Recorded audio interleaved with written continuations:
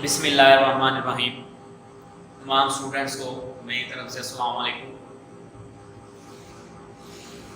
आज हम आपके सामने फिज़िक्स की एक नई वीडियो के साथ, एक नई टॉपिक के साथ हाजिर हुए हैं। इस वीडियो को बनाने का मकसद आप तक एक आसान तरीके से फिज़िक्स की इंफॉर्मेशन को पहुँचाना है। आज हम लोगों ने जो स्टार्ट करना है वो है हमारे पास क्लास 9 का चैप्टर नंबर 2, जिसका नाम है काइनेमैटिक्स। अब इस चैप्टर को स्टार्ट करने के लिए सबसे पहले हमें इसकी बेसिक की तरफ जाना होगा कि काइनेमैटिक्स लफ्ज़ कहाँ से हुआ है, इसका मतलब क्या है। Kinematics KINEMATICS kinematics. तो इसके इंट्रोडक्शन में सबसे पहले इसकी डेफिनेशन को देखते हैं कि काइनेमैटिक्स लफ्ज़ है क्या, इसका मतलब क्या है। In kinematics, we deal with the motion of an object without discussing the process is called kinematics। यानी kinematics में क्या कहता है, kinematics में we deal with the motion of an object, हम किसी जिस्म की मोशन के बारे में पढ़ते हैं। kinematics में हम किसी जिस्म की मोशन के बारे में पढ़ते हैं without discussing its cause is called as kinematics। लेकिन वो जिस्म क्यों हरकत कर रहा है, उसकी मोशन की वजह क्या है, उसके बारे में हम नहीं पढ़ते। विदाउट डिस्कसिंग, हम उसकी मोशन के बारे में तो पढ़ते हैं, लेकिन वो जिस्म किस वजह से हरकत कर रहा है उसकी मोशन के बारे में नहीं पढ़ते, उसकी कोशिश के बारे में नहीं पढ़ते, तो हमारे पास काइनेमैटिक्स आ जाएगा।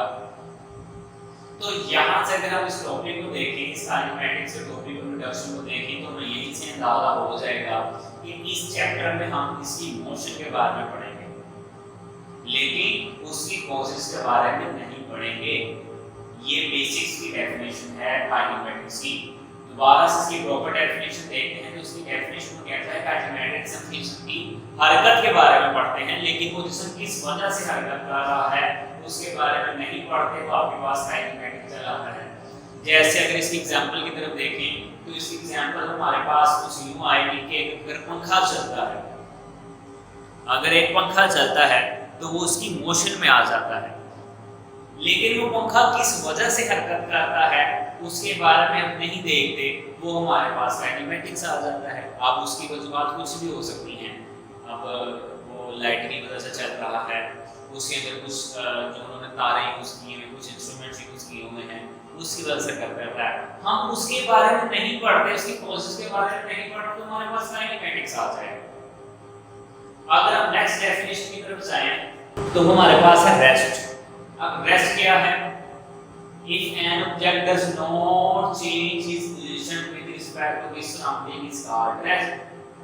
अगर एक जिस्म अपने गिरदोपेश के लिहाज से, अपने इर्द गिर्द के लिहाज से, अपने इर्द गिर्द की चीजों के मुताबिक अपनी पोजीशन को तब्दील नहीं करता, तो आपके पास रेस्ट मोशन कहलाता है। यहाँ किस में आता है? रेस्ट में आता है।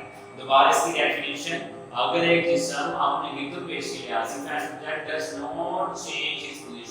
अगर एक जिस्म अपनी पोजीशन को तब्दील नहीं करता with respect to his surrounding, अपने गिरदोपेश के लिहाज से, अपने माहौल के लिहाज से, अपनी इर्द-गिर्द की चीजों के लिहाज से, वो किसमें है? रेस्ट में है। अगर एक बस जो है वो खड़ी है, वो अपने पोजीशन को तब्दील नहीं कर रही, उसी जगह पे खड़ी है, वो किसमें है? रेस्ट में है।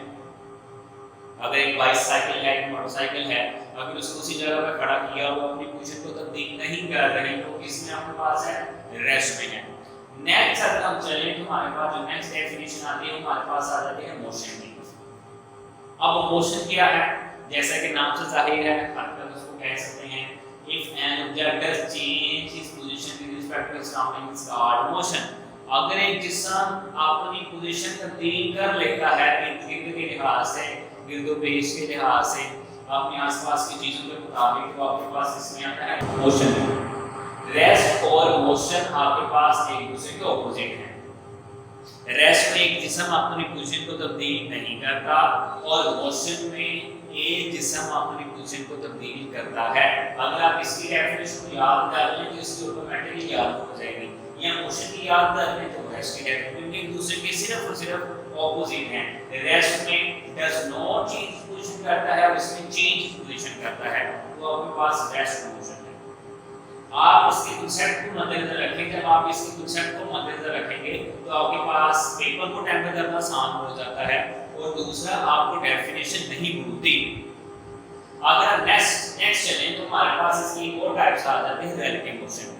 रिलेटिव का मतलब होता है ताल्लुक, रिलेटिव को हम रिश्तेदार भी कह सकते हैं, लेकिन इसको बेसिकली अगर हम पढ़ें तो हम रिलेटिव मोशन में डिस्कस करेंगे कि रेस्ट मोशन का आपस में क्या ताल्लुक है। रिलेटिव मोशन में हम दोनों चीजों को डिस्कस करते हैं। द स्टेट ऑफ रेस्ट और motion of a body is called relative motion. अगर इसकी डेफिनेशन को हम समझे तो इसकी डेफिनेशन में कहता है रिलेटिव मोशन में जिसम किसी भी तरह से हरकत कर सकता है। आप वो हरकत आपके पास रेस्ट में भी हो सकती है और वो हरकत आपके पास मोशन में भी हो सकती है। अगर इसकी एग्जांपल एक बेहतरीन एग्जांपल अगर हम इसकी ले तो उसकी बेहतरीन एग्जांपल हमारे पास कुछ यूं होगी कि अगर बस में कुछ मुसाफिर हरकत कर रहे हैं, बस में अगर कुछ मुसाफिर हरकत कर रहे हैं तो वो बस के लिहाज से किसमें है? अगर वो बस के मुताबिक अगर अपने आप को देखें तो वो किसमें होंगे? रेस्ट में होंगे। लेकिन अगर कोई बंदा जो है, वो शख्स जो है वो बस से बाहर खड़ा है, रोड पे खड़ा है, तो वो जब भी बस को देखेगा तो बस किसमें होगी? मोशन में। लेकिन बस के अपने मुसाफिरों के मुताबिक वो किसमें है? रेस्ट में। वो हरकत नहीं कर रहे, वो चीज हरकत कर रही है, इससे वो हरकत नहीं कर रहे। लेकिन जो बस से बाहर खड़ा है, जो बस को जाते हुए अपने पास से देख रहा है, तो वो उसको किसमें ऑब्जर्व करेगा? मोशन में। तो अब इसकी जो टाइप आ गई रिलेटिव मोशन की, वो दोनों में आ जाती है, रेस्ट में भी आ जाती है और मोशन में भी आ जाती है। तो हमारे पास क्या कहलाता है? Relative motion. The state of rest और motion of a body is called relative motion. अब वो दोनों सूरतों में हो सकता है, रेस्ट में भी हो सकता है और मोशन में भी हो सकता है। तो जो जिसम रेस्ट और मोशन दोनों में पाया जाता है, हमारे पास रिलेटिव मोशन में आ सकता है। अगर अब नेक्स्ट चले तो हमारे पास इसकी टाइप्स आ जाएंगी, टाइप्स ऑफ मोशन। अब टाइप ऑफ मोशन हमारे पास क्या है? अब इसकी तीन टाइप्स है हमारे पास। अब हमारे पास इसकी तीन टाइप्स आ जाती हैं।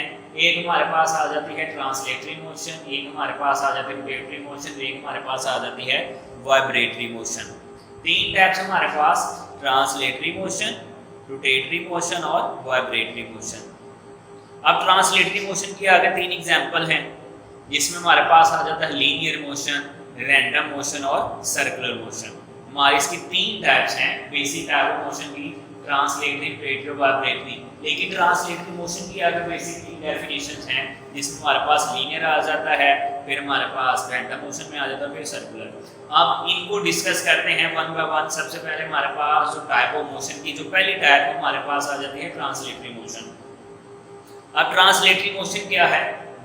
इन translatory motion a body moves in a straight line. एक जिस्म जो है वो स्ट्रेट लाइन में हरकत करता है और कर्व लाइन में, यानी ट्रांसलेटरी मोशन में दो जिस्म जो है वो दो सूरतों में मूव करता है। स्ट्रेट लाइन यानी सीधी हरकत भी हो सकती है और कर्व यानी दायरे में भी हो सकती है। अगर एक जिस्म सीधी लाइन में या दायरे में हरकत करता है तो हमारे पास ट्रांसलेटरी मोशन में आ जाता है। जैसे साथ वाले फिगर में हम देख सकते हैं, बेसिकली आपके पास एक झूला है, तो वो झूला किस में है? दायरे में घूम रहा है, तो वो भी किस में आ जाएगा? ट्रांसलेटरी मोशन में आ जाएगा।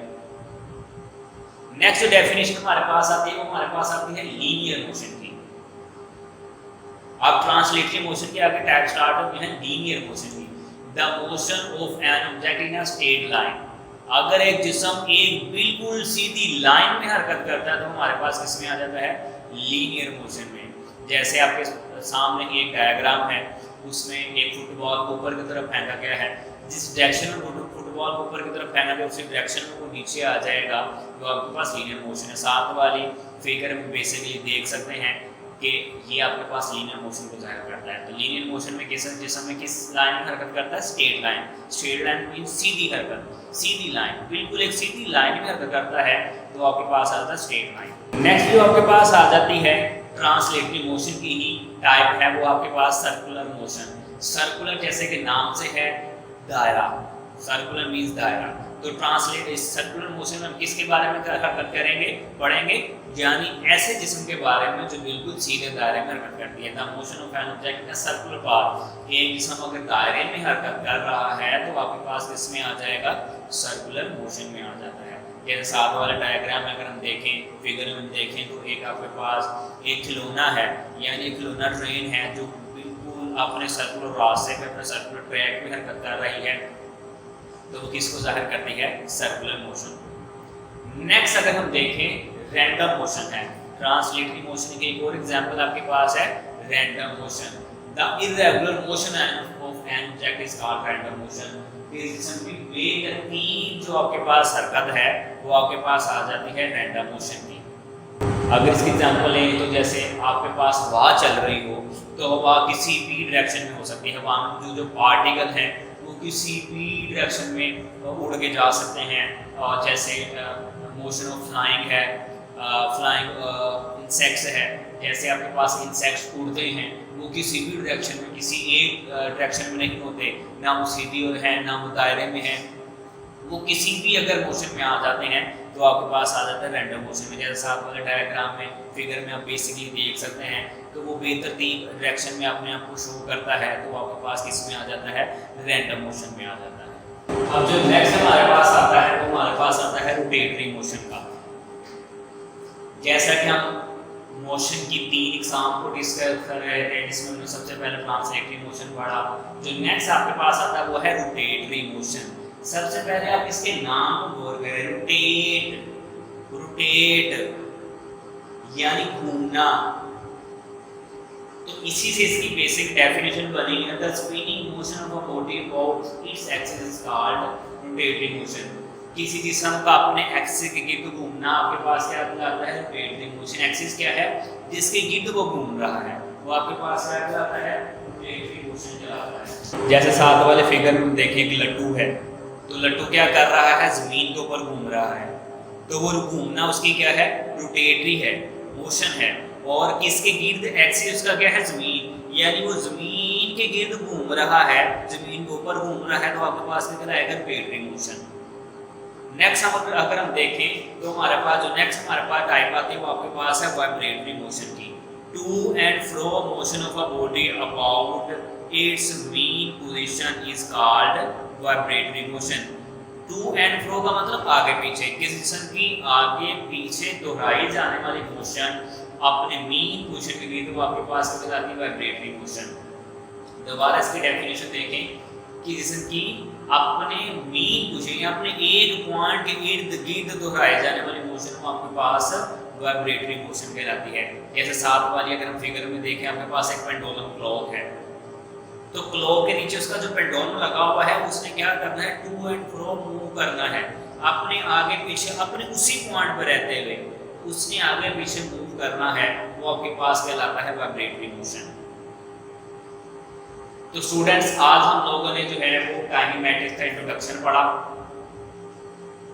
काइनेमैटिक्स का इंट्रोडक्शन के बाद हमने इसमें रेस्ट की डेफिनेशन को डिस्कस किया, फिर हमने मोशन की डेफिनेशन को डिस्कस किया, फिर हमने उसकी जो रिलेटिव मोशन थी यानी रेस्ट और मोशन दोनों में जो सूरत में पाई जाती है वो रिलेटिव मोशन को डिस्कस किया। फिर हमने जो टाइप्स ऑफ मोशन थी, मोशन की इकसाम जिसकी 3 इकसाम थी, ट्रांसलेटरी, रोटेटरी और वाइब्रेटरी मोशन, इसको डिस्कस किया। ट्रांसलेटरी मोशन जो थे उसके आगे 3 टाइप्स थी, जिसमें आपके पास एक लीनियर मोशन थी, एक आपके पास रैंडम मोशन थी, एक आपके पास सर्कुलर मोशन थी, हमने इसको डिस्कस किया। तो नेक्स्ट वीडियो के साथ इंशाल्लाह आपके सामने हाजिर होंगे। अपना बहुत सारा ख्याल रखिएगा। अल्लाह हाफिज़।